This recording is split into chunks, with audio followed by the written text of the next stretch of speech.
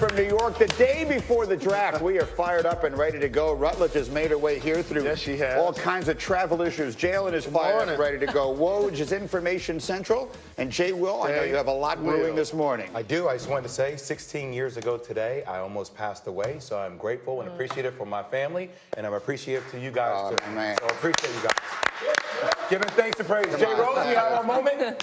Good all the time. There you go. You told us you had one thing you wanted to say off the top of the show. You didn't tell us what it was going to be, and you're going to make us all choke up in here. Anyway, we are thrilled to have Jay and everybody and you with us this morning on a very big and busy sports day. Here we go. It starts with the Lakers, as promised. They are currently scrambling to reshape the Anthony Davis trade, and it's important that we phrase it that way in order to create $32 million in salary cap space for themselves and thus the ability to sign a max free agent. In order to do it, the Lakers might have to get rid of 3 of the remaining 4 players on the team's contract. We're down to that now. I mean, they have that few people involved here, according to league sources. And as you see, they have a ways to go. As we speak, they have $23.7 million in cap space. That is 8th most in the NBA, but it is nowhere near enough to sign one of the top-level free agents in the sport. All of that is assuming the Anthony Davis trade is completed on July 6th.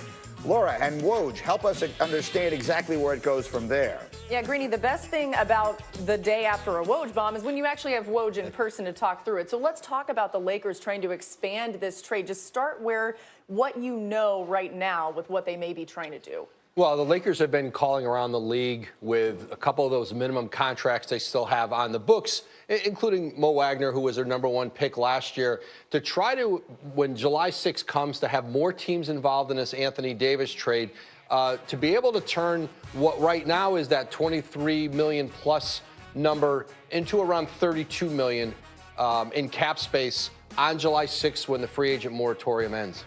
Yeah, you also reported that the Lakers are trying to buy some more draft picks. Obviously, depth an issue here. If they can't get a third big-time star, what else are you hearing as far as what they could do there with the draft just tomorrow? Yeah, even if they were able to get to that full 32 million in cap space, they still need to fill out a roster.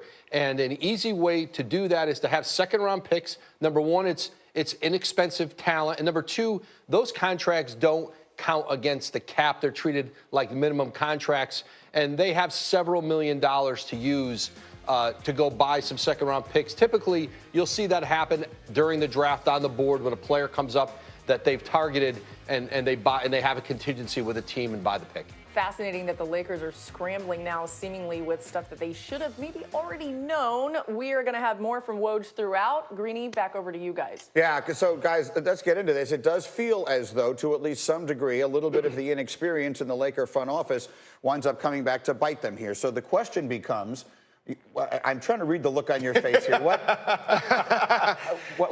is it you're about to tell me? I got to be the guy that puts some respect on Rob Pelinka's name. Yes, you do. I know you want to be that guy. I'm waiting to hear that. Right, because we're talking about the inexperience. We're talking about 23 million versus 32 million. Did he know? I would assume that he did know. Okay, you have people that you're paying top dollar to be capologists for the Los Angeles Lakers to tell you things like this. This is the leverage you have when you're the Pelicans. You have a commodity that's already said that he wants to go to the Lakers. That's going to diminish your trade value some. But let's look at it in reverse. I gave you a couple of players that have health concerns. Brandon Ingram, hopefully he returns from his blood clot situation. He's projected to do so. But remains to be seen how long that's going to be. Lonzo Ball ended the season in street clothes. Okay, so there's some question marks there. I think he did a good job of acquiring Anthony Davis, the big prize in this deal. I love doing TV with you. I love it. Let's don't fight over this. Let's do this, though. Let's not fight over this part of it. Because at the end of the day, I don't know why the audience necessarily cares about this piece of it as much as they care about what are the Lakers actually going to do and can they do to fill out the roster. So let me ask you the question this way. We're sitting here talking about them having to get rid of 2 of the last 3 players they have on the roster. Are they better off taking whatever money they have and spreading it around a little, maybe signing 2 second-level players rather than trying to go all in and get one more big name and then fill out the rest of the roster with minimum contracts? It's the same as when they had Kobe and Shaq. They paired up with other players that weren't top-level players like Kemba Walker, but they were still able to win a championship. And if you look at the West right now, we see Golden State not knowing what they're going to be with Klay Thompson, Kevin Durant situation. You have Denver, they have depth. You need depth in order to win in the Western Conference. So yes, I would say go out and get other players that can give you that depth instead of focusing on trying to create cap space for another big-time free agent. Jay Will is exactly right. What media and fans tend to do is play fantasy basketball, and that doesn't necessarily give you the level of depth that you're going to need to build out your roster. So if you're the Lakers, to me, of course you want to get a max player. The problem is I don't think the max players that they would want to sign are going to be available to them. I don't think Kawhi's going to go there. I just don't believe it's going to happen. I don't think Kemba should be in play for them because he's ball dominant. I don't think Kyrie should be in play for them because he's ball dominant. They're going to need guys, and I know this guy's an unrestricted free agent. I know this guy's a restricted free agent, but I'm just using his game for an example. Players like Malcolm Brogdon, who can play off the ball, who can defend in the backcourt, be 50, 40, 90 from the floor. Guys like Danny Green. Like, those are the type of players they need in the backcourt. Because LeBron's going to have the ball. Agreed. I don't think they're going to be able to get those guys because they're not going to have the cap space to get those guys, especially if Anthony Davis doesn't waive his $4 million trade bonus. And you need a third team to interject themselves here into the trade. So if you're the Hawks, why am I giving up, a first-round future pick for those three players at the end of the Lakers roster? Like, I don't get anything in return other than just relieving cap space for you. And I got to put respect on somebody else's name. Yeah. We keep talking about LeBron James and Anthony Davis. They also have a guy named Kyle Kuzma. True. He's shown me more promise than Brandon Ingram and Lonzo Agreed Ball. on that. Yep. He was a late first-round pick. He's not making the money that these two guys are making, and he doesn't have the health concerns that they both have. Yeah.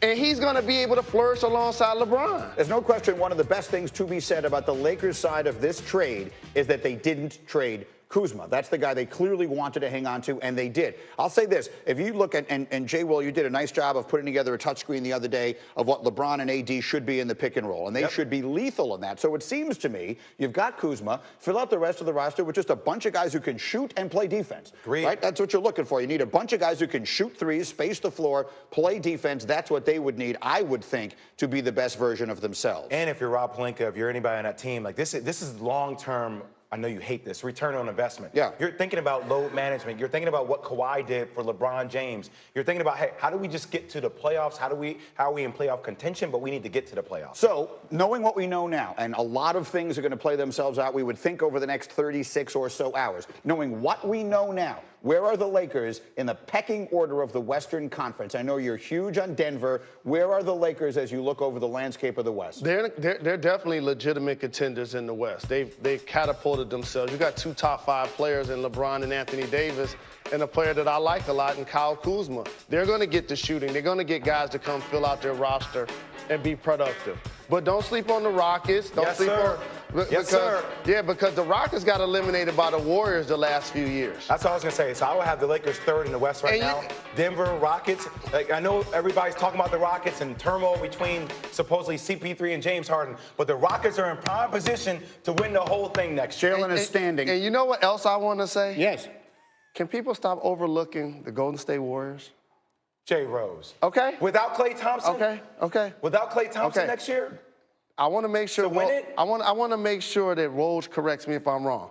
If you're going to miss guys like Kevin Durant and Klay Thompson, I'm pretty sure at some point you can get some injury exceptions for those guys, right? Well, I don't know that for sure. It depends on whether or not first of all, they have to re-sign Durant in order for that to become an issue. Laura is over there with Woj, so why don't we ask Woj that question? I know we're going to get to the Celtics here. I'm just saying, if they got Steph Curry and they got Draymond Green. All right, we'll get to the Celtics first thing. We'll go to the Celtics first, Greeny, as you said, get back to the Warriors in a second. Woj, busy yesterday, also reporting that Celtics center Al Horford will not exercise his $30.1 million option for next season. Sources say Horford and the Celtics do not believe they can agree on a new deal and that Horford is prepared to enter free agency to find a 3 or 4 year contract elsewhere. Like we said, we're actually going to stay seated for this segment, unlike Jalen Rose, and we will get to that Warriors question. But I do want to ask you about Horford. It looks like he's not going to come back. Questionable whether or not Kyrie comes back, obviously, for the Celtics. At this point, it seems like he's not going to. What's going on with them at this point?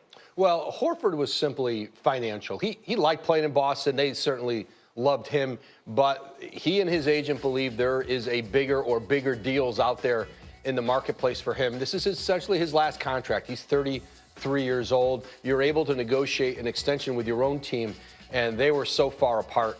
They decided yesterday when he declined the option to move on. Al Horford will play somewhere else next season. Quickly, before we get to Kyrie, I want to ask you about what Jalen said there about the Warriors. Are we not giving them enough respect, knowing what we know about the injury situation and, of course, KD? Yeah, you simply can't replace those players. They're not going to have KD, even if he re-signs, he's probably out for the season. Klay Thompson out for most of the season. And there's no exception that replaces players like that. They can help to fill their roster out, but I think there's just going to be deeper, more talented teams over the course of the 82 games than that Golden State team next year. We got that for Jay Rose. Back to the Celtics. Kyrie, we're talking about that maybe he is ghosting the Celtics, which for those out there that don't exactly know what that means in current terms, that means that you're not texting somebody back who you've been communicating with regularly. What are you hearing about the communication between Kyrie and the Celtics? I've been told throughout that Danny Ainge had talked with Kyrie Irving and there had been communication. Now, it can change over a few days. I think Boston is fairly resigned to the fact that Kyrie Irving is probably going to leave them in free agency.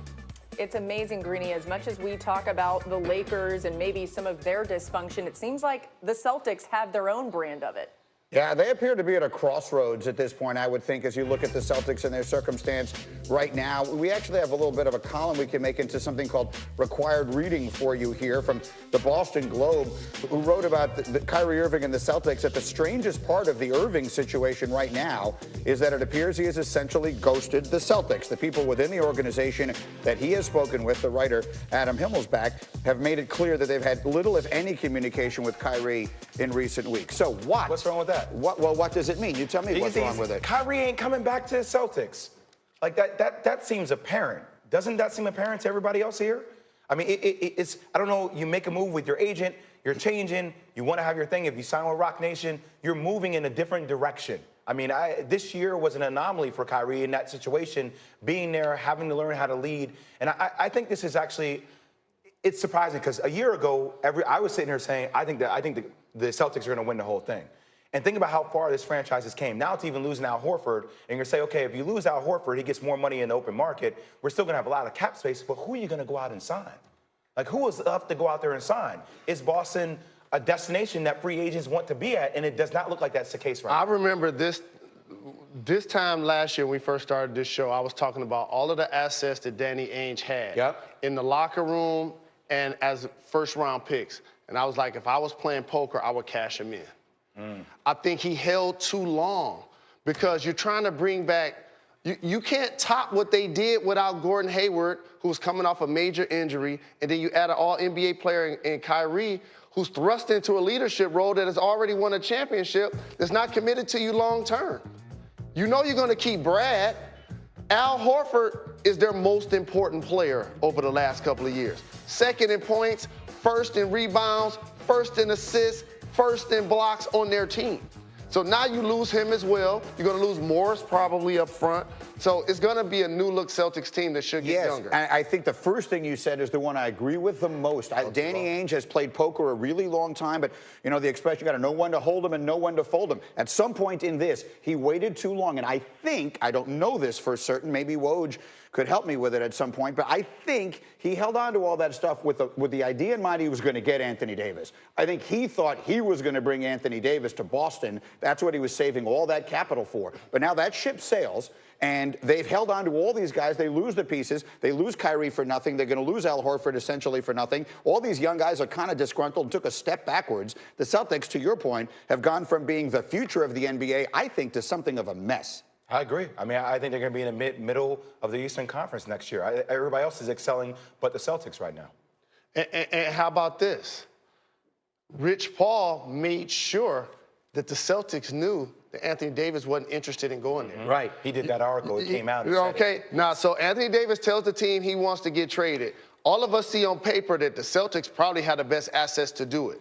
His father came out and spoke against the Celtics. They continue to talk against the Celtics in a Sports Illustrated article. Now, all of a sudden, he ends up in L.A. All right, so these are the top story headlines from the NBA, but there's a lot of other news out there. Let's get up and go. Let's do it. And we